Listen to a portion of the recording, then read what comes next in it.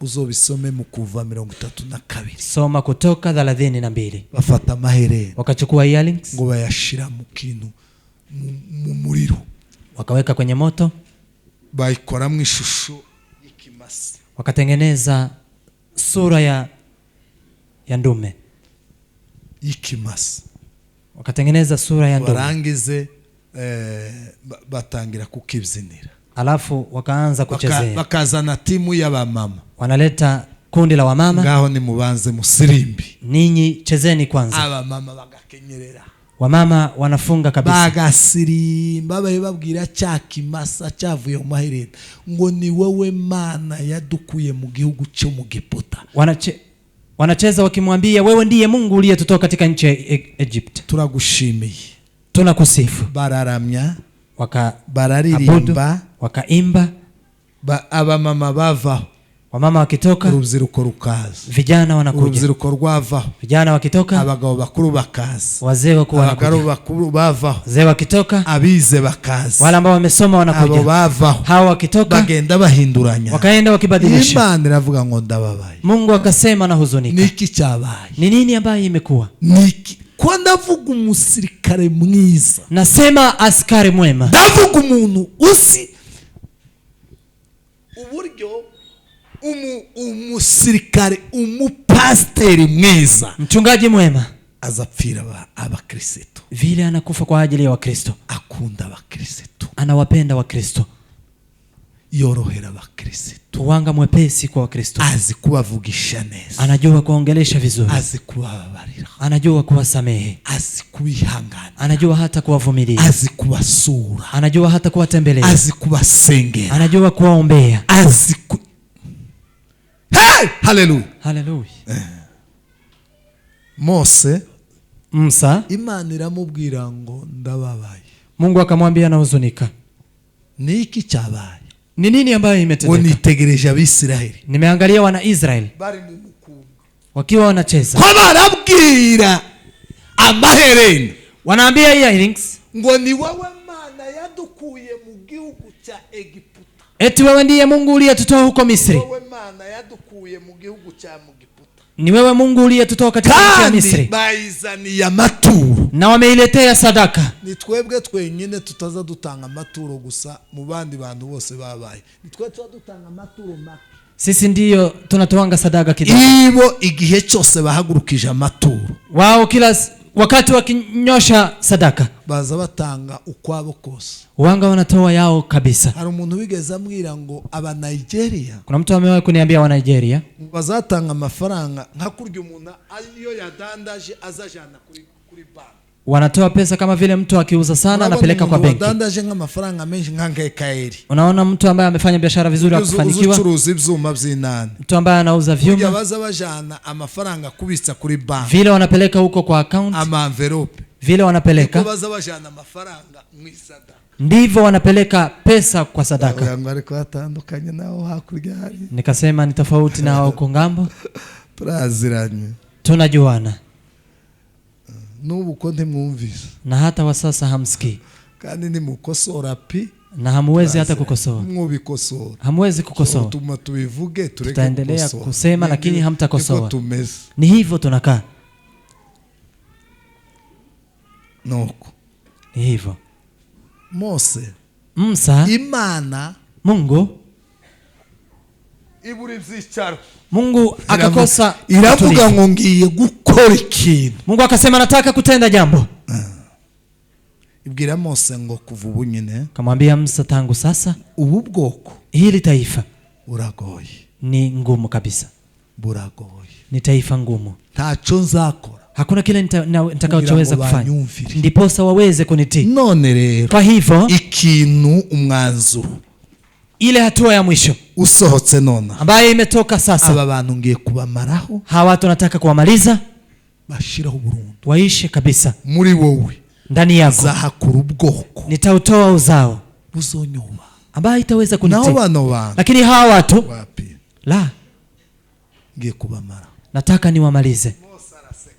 Musa akacheka sana. Musirikare, askari zapira abantu, wanga anakufa kwa ajili ya wengine. Musirikare askari azashaka ngo abandi barye, anatafuta wengine wakule, byibura angalau ibiryo bihari chakula ili abandi barye, wengine wakule, iwe yihangana, yeye avumilie, aze kureba ko hari ikintu, hari ukundi kuntu biri bikorwa. akuje kuangalia kama musirikare ntiyikunda, askari huanga ajipenda, akunda abandi, anawapenda wengine. asabwira Imana, Saka mwambia Mungu, araseka cyane, akacheka sana, arayibwira ngo wa Mana, kasema Mungu uri mwiza, wewe ni mwema, ibihe n'ibihe, mara miaka kwa miaka ugira imbabazi, wewe unazo rehema, ibihe n'ibihe, miaka kwa miaka.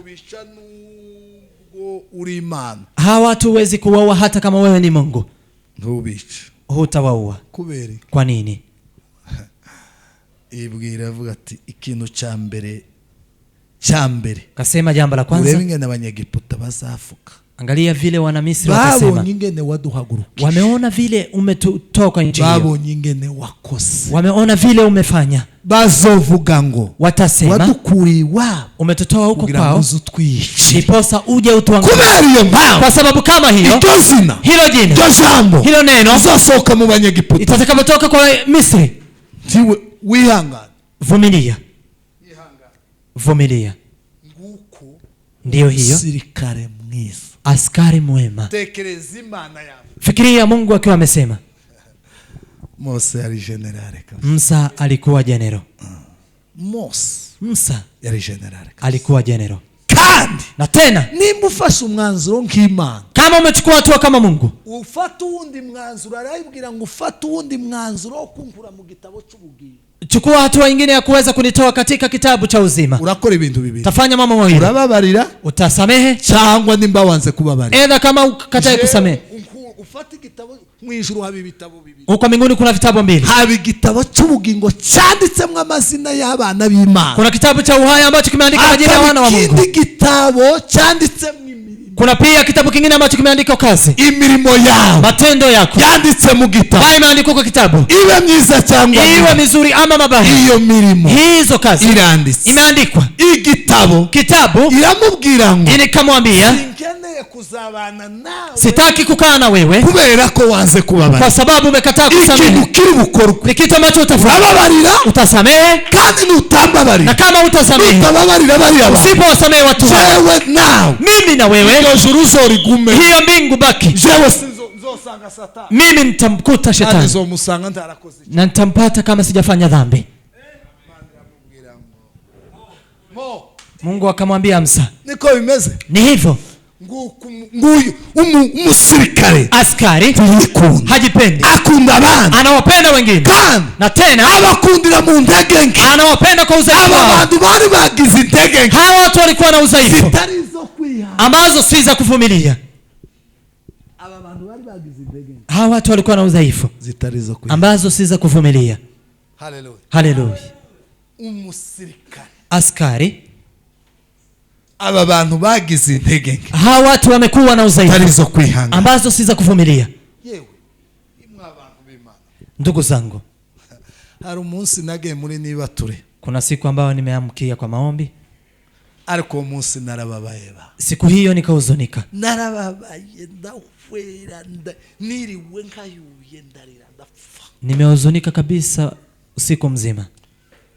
Duhura n'umubyeyi, Kapatana na mama, ngiye kubabwira ubwo buhamya, nataka kuwapea ushuhuda.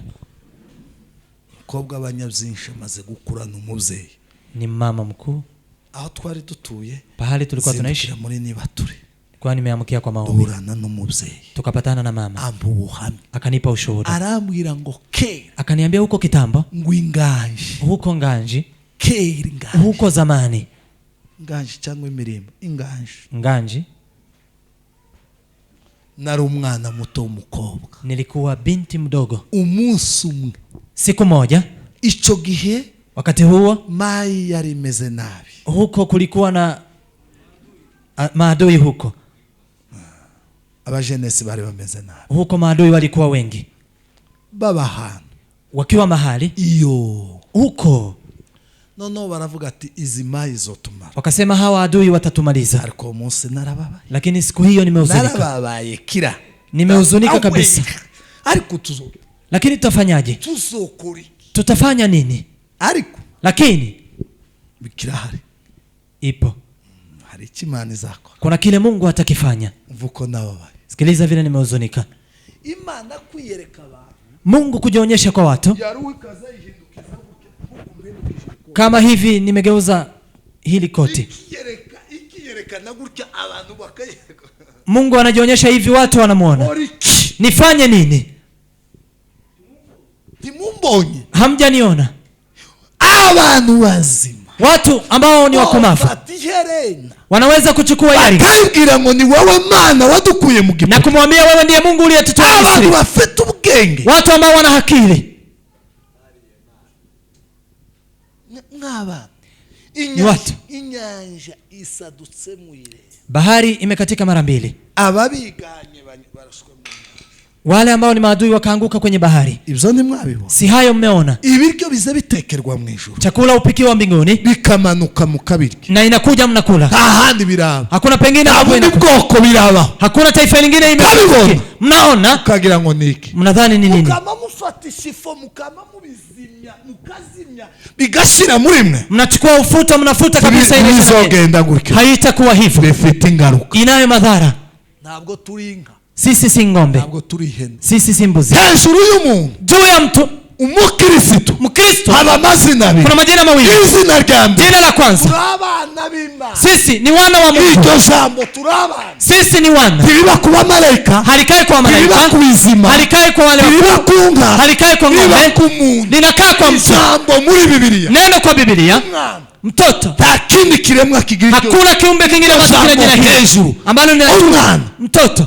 Uzosome muri Biblia, soma katika Biblia. Imana ivuga ngo ndumwa uri umwana wanje. Mungu anasema wewe ni mzao na kuzaa. Jambo ry'Imana riravuga ngo neno la Mungu linasema bakundwa, wapendwa, turabana b'Imana, sisi ni wana wa Mungu, sisi ni wana, ntabwo turi ibizao, sisi si wana, ni wana. Imana igakora, Mungu anafanya,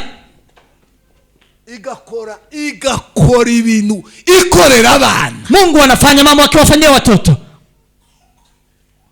igakora ibintu ikorera abana. Mungu anafanya vitu akiwafanyia watoto,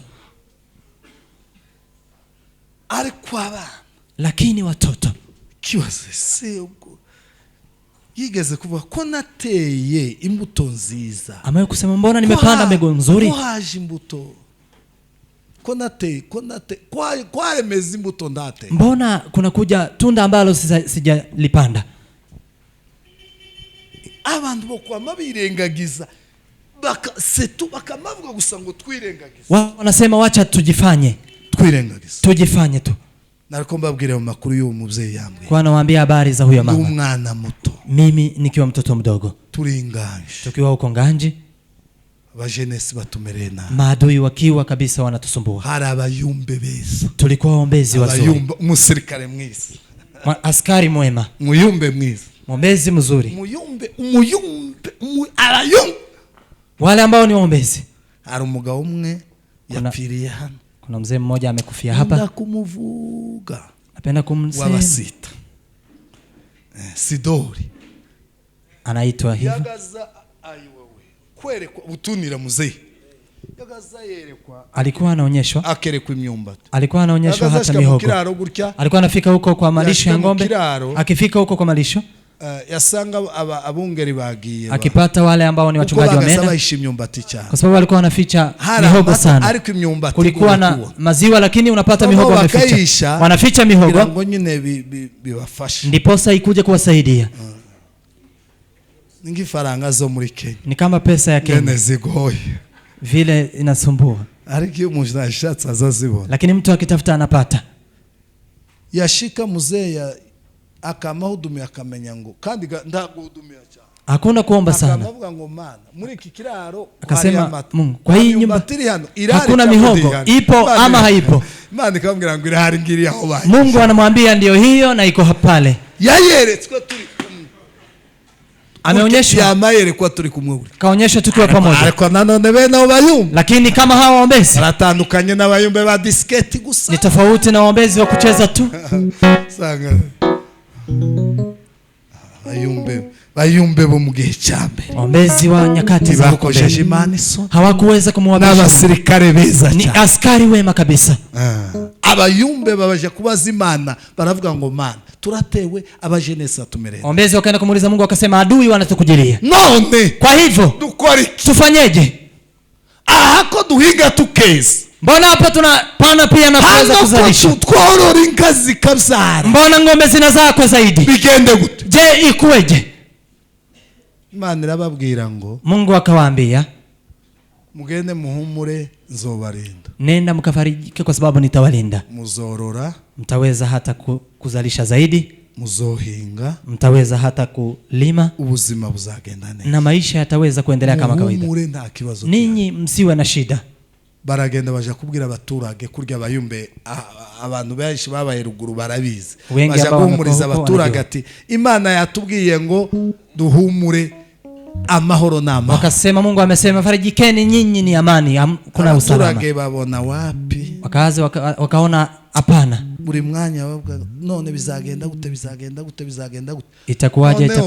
Basubira baje mu butayu babwira ngo Mana, wakaenda huko kuomba, tibanyuzwe, wakasema wakaanza kama waridhike, ni gute tufanyeje? Ni nini ambayo itawaonyesha? Imana irababwira ngo umunsi bagiraga kakane nkakamuzamugira cyangwa gatatu, walikuwa na Alhamisi ama Jumatano, muzobabwire n'abahinzi ntibagahinge, waambie hata wakulima wasilime, ntibakaje mu, wale ambao wanaenda kwa ng'ombe wasiende. Zokora ikimenyetso, nitatenda ishara inayoonyesha ari security ya kuwa kuna usalama, bahumuri waweze kufarijika, niko pamoja na wao. Baragenda arabwira ngo Imana atubwiye twese, abungeri ntibaje mu nka, abahinzi ntibaje kwa ng'ombe wasiende kulima, twese ejo tuzirigwe mu ikanisa, sote kesho twende kwa kanisa. Imana izakora ibitangaza, Mungu atafanya ajabu. Bamabaza bose umunsi bahisemo, siku ambayo wameichagua, bamabishara nguko wakakaa kama vile tumekaa. Abayumbe nyine bari imbere, waombezi ambao wako mbele baririmba ati turebe n'abimana ntiyari yabwikiri bukora, wakaimba hawakujua Mungu, ikintu gusa nitafanya jambo. Umuntu wese nazoza bazuru, kila mtu akimuuliza mwingine bazozavuga ngo iyi ni Imana, watakuwa wanasema huyu ni Mungu, hari kimenyetso, kuna ishara. Baraje bose baratuje, wakakuja wote wakatulia. Umunsi narababaye ba, hiyo siku nimehuzunika, goko ntibuzobaho kabisa, taifa haitaishi kabisa, goye cyane, taifa ngumu.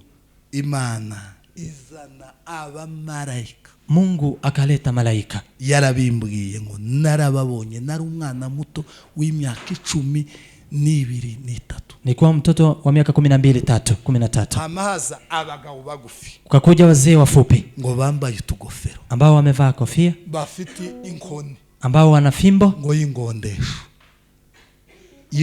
fimbo iliyo pindwa. Wewe vuga gusa fimbo, ni fimbo na fimbo,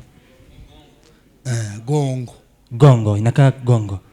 Bamabinjira ngo ara ku muryango, wakaingia pale mlangoni, nta mustari murongo, kuna line ugaragara, hakuna line inayoonekana. Umuntu arinjiye, utabonye ngo arinjiye mustari nyine kwa abantu binjira, unaona watu wanaingia bila kuona ameingilia wapi, wakaona ameingia, bamagenda bazunguruka rya kanisa, wakaenda wakizunguka hiyo kanisa, umuntu kuwundi, mtu kwa mwingine, abagabo bagufi wafupi bafite inkoni, ambao wana fimbo, zingondesho, wana fimbo gongo, umuntu kuwundi, mmoja kwa mwingine, mmoja kwa mwingine, bambaye utugofero, ambao wamevaa kofia, bafite ingondesho, wakiwa na hiyo gongo, kila mmoja, kila mmoja, mmoja kwa mwingine, kanisa ryose bararizunguruka, kanisa lote wakazunguka.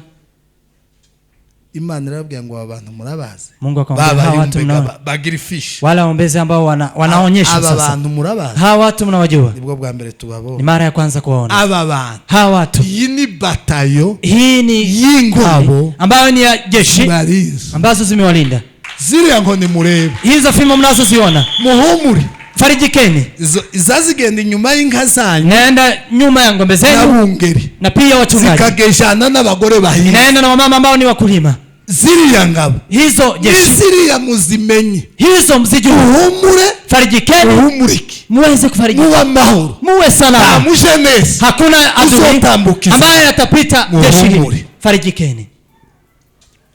Mwazibonye, meona aravuga ngo twazibona. Wakasema tumeona.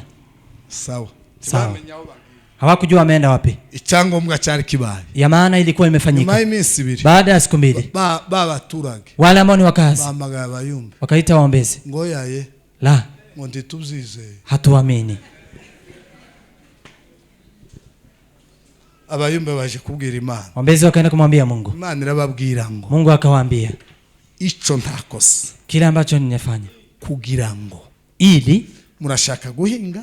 Mnataka kulima, mnashaka korora, mnataka kuwa na ng'ombe nyingi. Muri ibyo byose nagishize mu ibyo byose. Nimeweka mambo hayo yote kwa nchi hii. Mufite ibyo mushaka. Mmekuja mkiwa mnahitaji vitu. Nabigaragarije. Na nikaweza kujidhihirisha. Mfarijike. Ngoya yego barashaka kuja mu Minembwe. La wanataka kwenda Minembwe. Ngo duhunga abajenesi. Tuenze kukimbia adui. Okay. Mana arabwira ngo mugende. Mungu akamwambia nenda. Muzobarinda. Nitawalinda. Muzogenda mugereyo. Mtaenda mfike. Nimbwa z'abajenesi. Na hata mbwa za adui. Muzoza munyura mu mihana yao. Tutakuwa mnapita kwa nyumba zao. Habe nimbwa. Hata mbwa. Tizizoba mukera. Hazitaweza hata kuabudu. Ariko ngo muzongere mugaruke hapa. Lakini ndiposa muweze kurudi hapa. Bizobakora. Itawasumbua.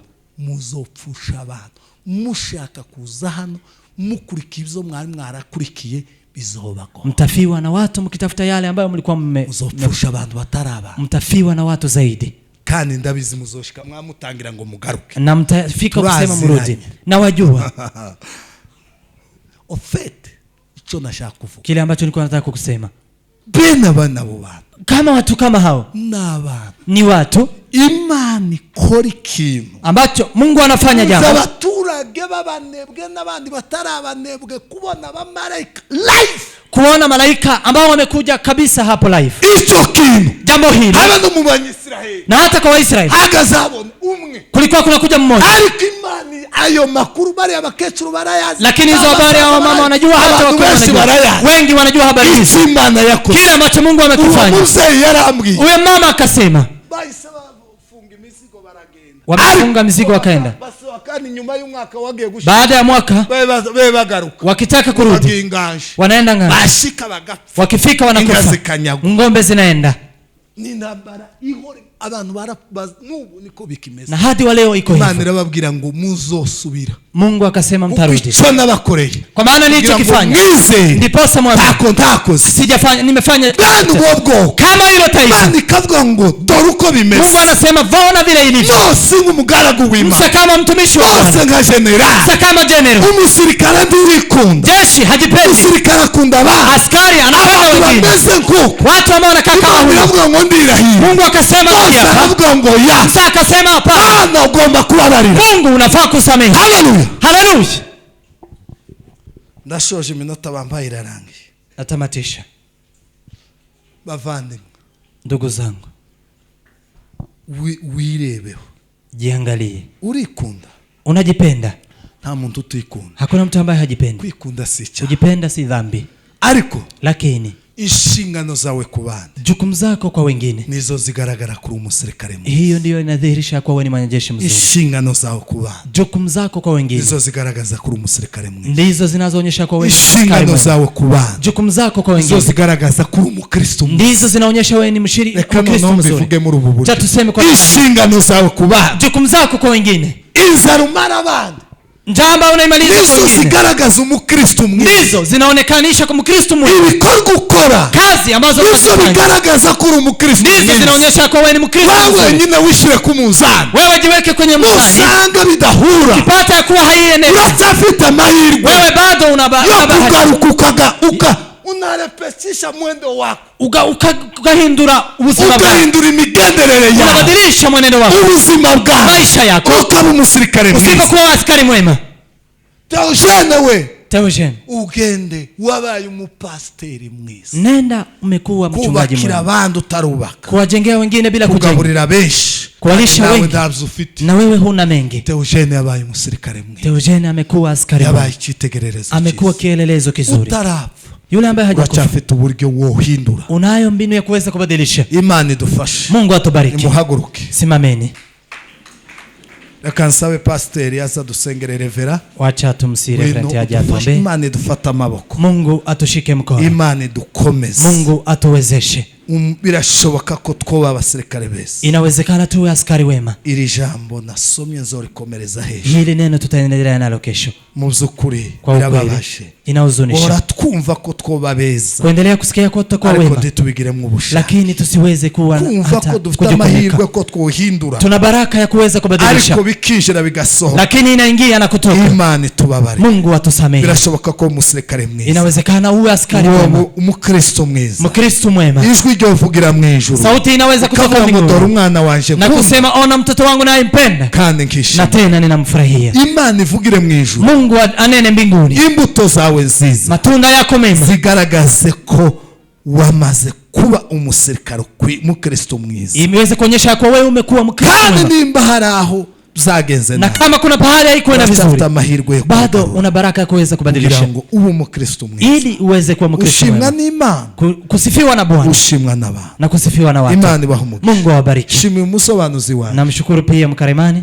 Ubikoze neza kabisa. Umefanya vizuri. Amafuta y'Imana. Amen. Akuzeho. Asante. Akugumeho. Asante. Akuzamu. Asante. Kuko kurabikora kuba bisigiwe. Asante. Imana Israeli. Amen. Kwagurira imiryango. Asante. Mana ya Abrahamu na Isaka na Yakobo. Hallelujah. Mana y'intumwa n'abahanuzi. Hallelujah. Yes. Imana yacu. Shimwe kubw'ijambo ryawe Mana. Ijambo ryaravuga ngo kuko sheregi imanuka ivuye mu ijuru. Ngo yashiki gatose ubutaka. Ngo ni ku ijambo ryawe wahoreje mu isi itazagaruka ubusa Mwami. Ndagushimira kubwira ijambo ryiza umugaragu wamaze kutwugira Mwami Mana. Fasha ubugingo bw'abenshi, fasha ubugingo bwacu Mana, kugira ngo tube abitegerezo byiza, tutange ubugingo bwacu. Yesu waravuze ngo tuwaje gukorerwa ahubwo waje gukorera abandi. Waraje kugira ngo abenshi babone ubugingo kandi ngo ndetse ubugingo buhora bumwisha. Mana girira neza abene data Mwami Yesu. Dufashe muri kino gihe cya none. Fasha Mwami Yesu bene data. Igihe cy'ubuhenebere, igihe cyo kwibagirwa, igihe cyo kwimura Imana, igihe cyo kwishushanya, igihe cyo kwita icyo tutari cyo, igihe cyo kugira basakigire. Mwami Imana ishobora byose. Mana ishobora byose. Mana ishobora byose. Mana ishobora byose. Mana ishobora byose. Nta jambo rikunanira, nta mutima utabasha, nta bugingo tohindura, kuko imbaraga n'ubushobozi n'ubutware bigirwa nawe Mwami Imana. Hindura abantu kugira ngo bakore Mwami Yesu, be kwikunda ahubwo bazirikana abandi. Abantu be kwizirikana ubwabo ahubwo bazirikana abandi. Abahubwo bose be kwifasha gusa Mwami Yesu, batekeze kubona abandi rwiza Mana, babere urugero rwiza kandi rukwiriye kugira neza kudatungana Mana, kuko uri Imana kandi Imana itunganye kandi ishobora byose. Cyubahire kibi cyawe none iteka ryose, kuko uzumva kandi ukabikora. Mu izina rya Yesu niko tubisenze twizeye. Amen.